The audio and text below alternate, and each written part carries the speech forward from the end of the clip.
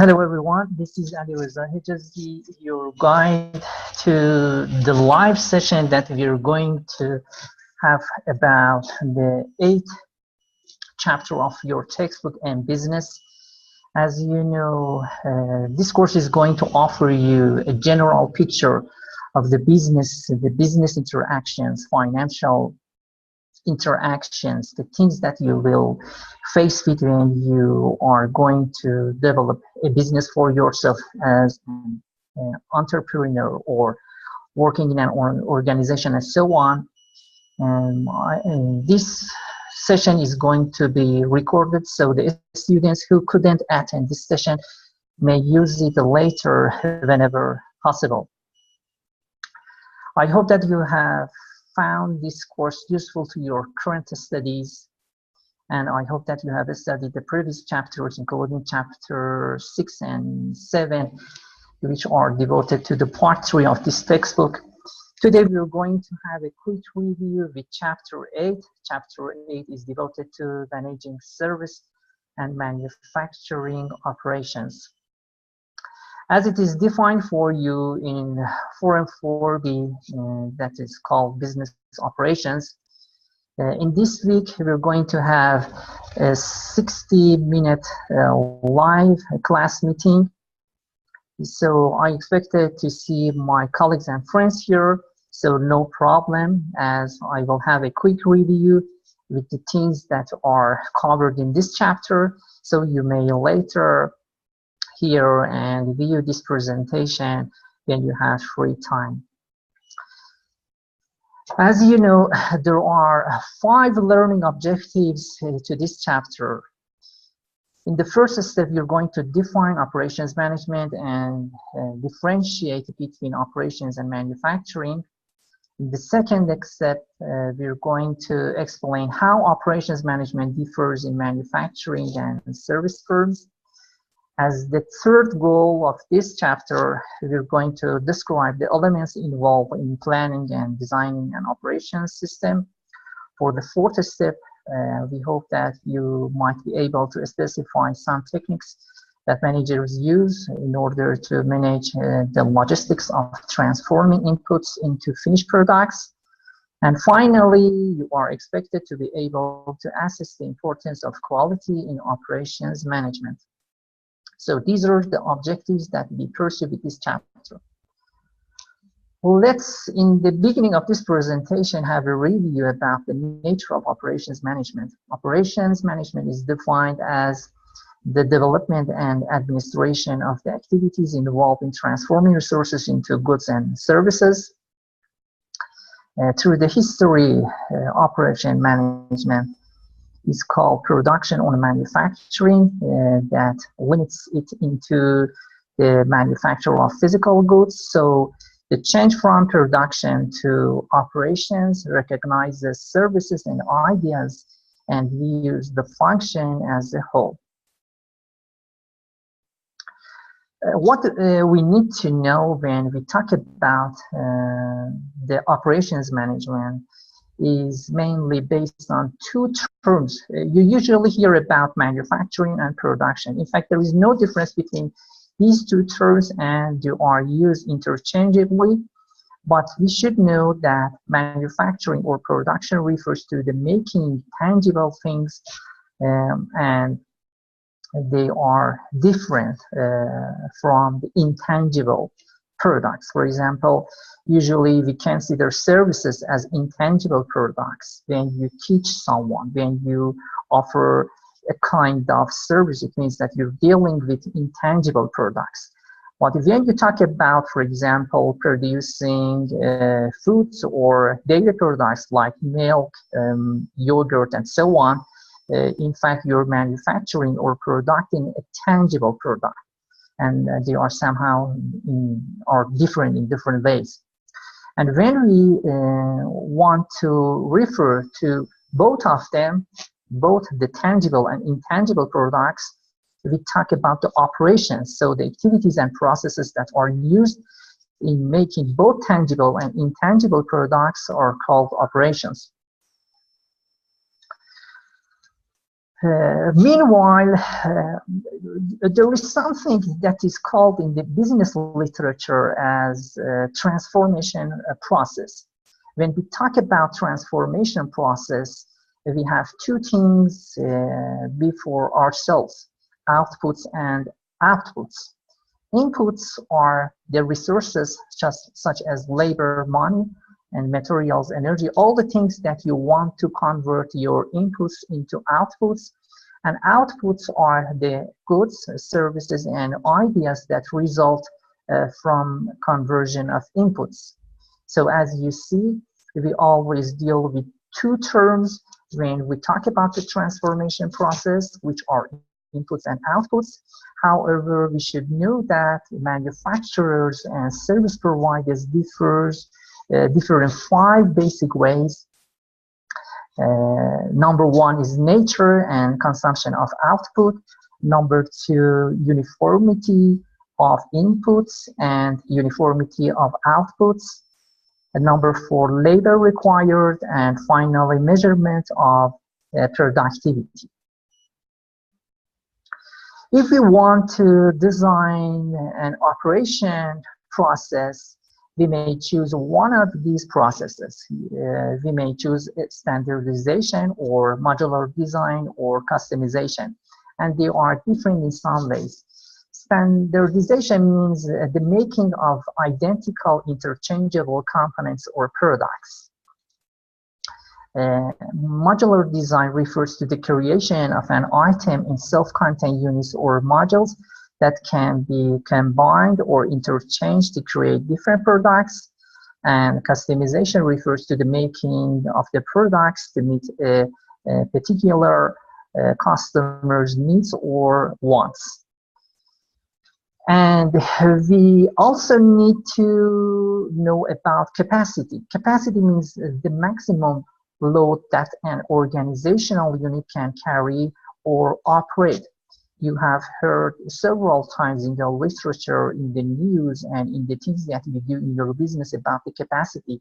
For example, you may say that if you are working at the utmost of our capacity, so this means that you are working hard with all the things that you can carry and operate with all the resources that you have in hand. And finally, there is a term that is called as facility location. Facility location refers to a complex and costly decision that you should take if you are going to determine the location of your facility. For example, you're going to plan for making a new plant, and you may get some consultancies from the knowledgeable persons who consult with you and offer you the best choices to locate your facility in the best place. If we plan a facility layout, we may choose these approaches. Sometimes we refer to the fixed position layout. It means a layout that brings all resources required to create the production to a central location. So when you choose this approach, you need to have your projects in an organized manner. This means that if you're going to run a company, your company may use a fixed position layout because it is typically involved in large complex projects such as construction or exploration. And if you choose the other layout, that is process layout, it means that you have chosen a layout that organizes the transformation process into departments that group related processes.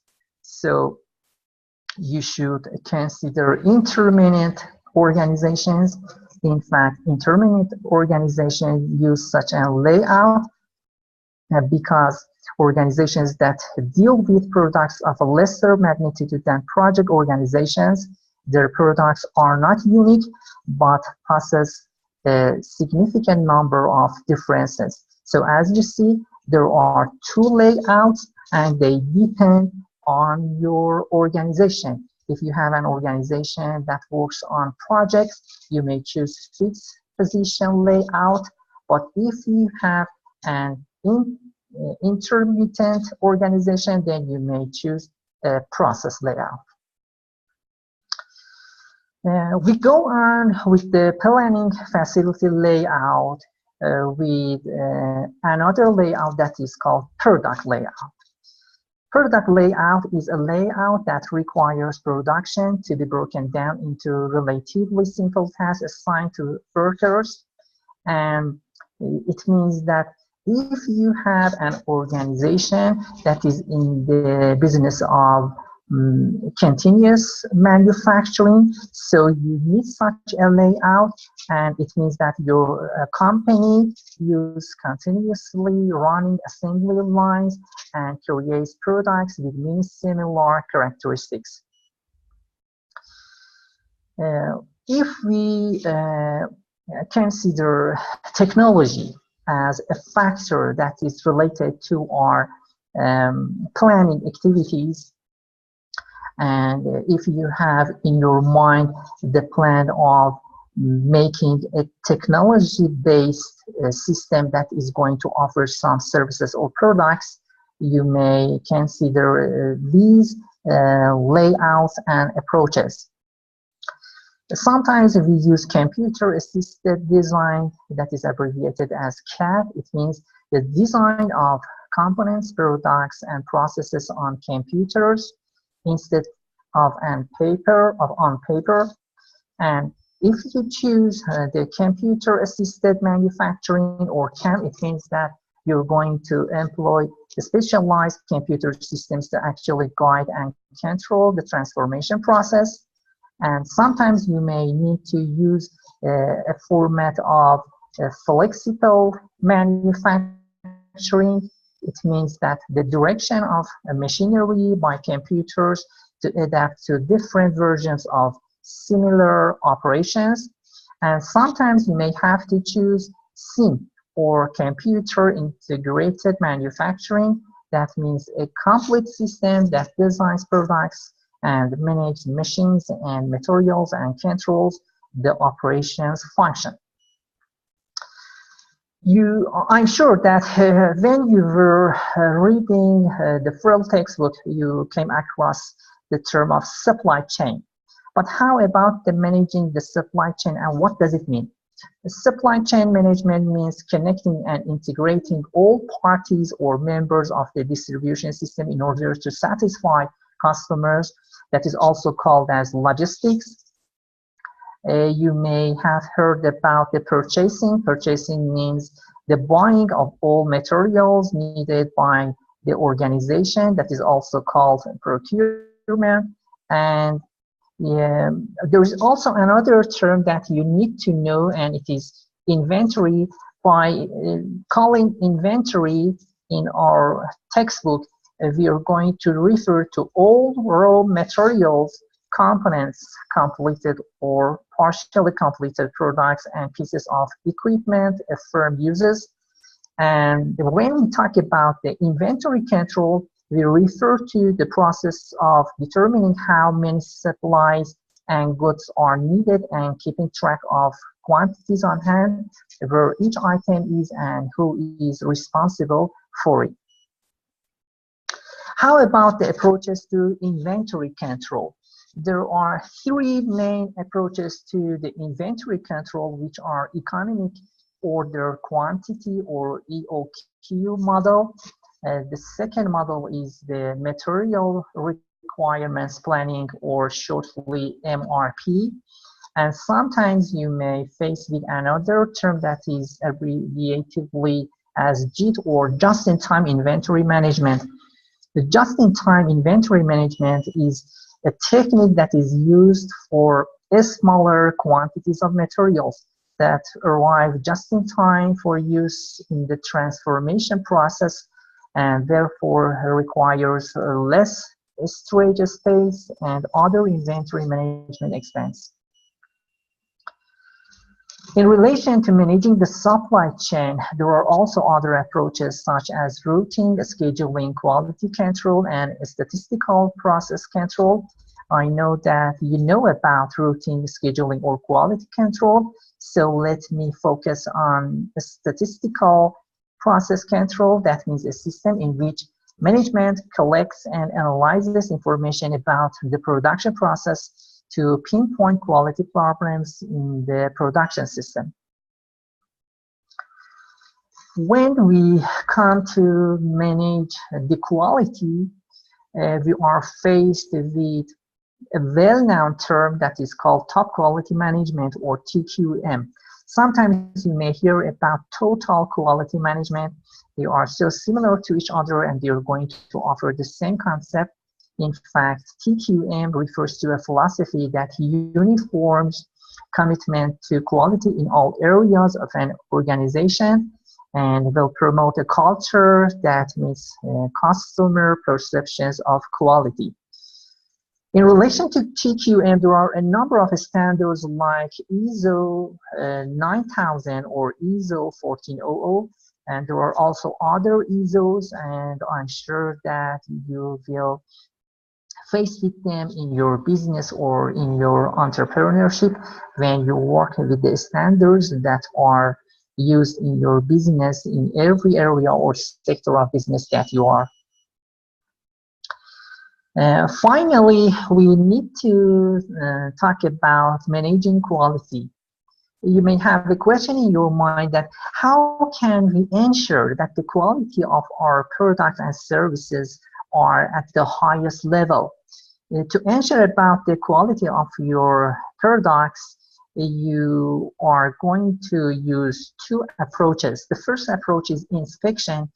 And by inspecting what you produce, you ensure about the quality standards and the quality level. By inspecting working process items, you will find defects before the product is completed, so you can make necessary corrections. And also, we do some sampling. Sampling lets you to pass an entire batch of products through inspection by testing a sample, and however, you should always be careful about the risk of making the samples, because making an incorrect conclusion based on a sample is always possible, and you should be very careful in this regard. And sampling is more likely to be used when inspection tests are destructive to the product. At this part of this presentation, I would like to share with you the other things that I had prepared for this session. Let me stop at this point and share the other questions that I had for you. I wish I could see my dear students here and also Professor Johnson, but however, I would like to refer to some questions that I had prepared for our discussions today. There are a number of questions that you may like to know when you are going to have a good study with chapter 8, and I would like to share some of them with you. I hope that you would find them useful, so let me try some of them here if I could find it right now.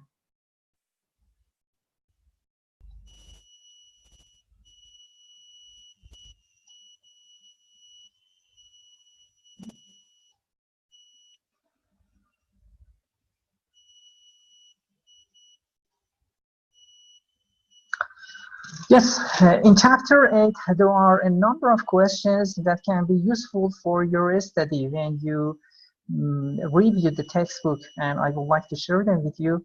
Let me start with the first question. For example, what is operations management? Operations management is the development and administration of the activities involved in transforming resources into goods and services. Or I would like to share another question like this, that you should be able to differentiate among the terms operations, production, and manufacturing. If you remember in the beginning of my presentation, I talked about it. So let's have the answer right here. Production and manufacturing are used interchangeably to represent the activities and processes used in making tangible products.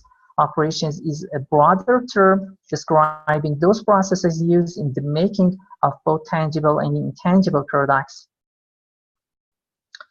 And let me finalize my discussion today with this question that compare and contrast the manufacturer versus a service provider in terms of operations management.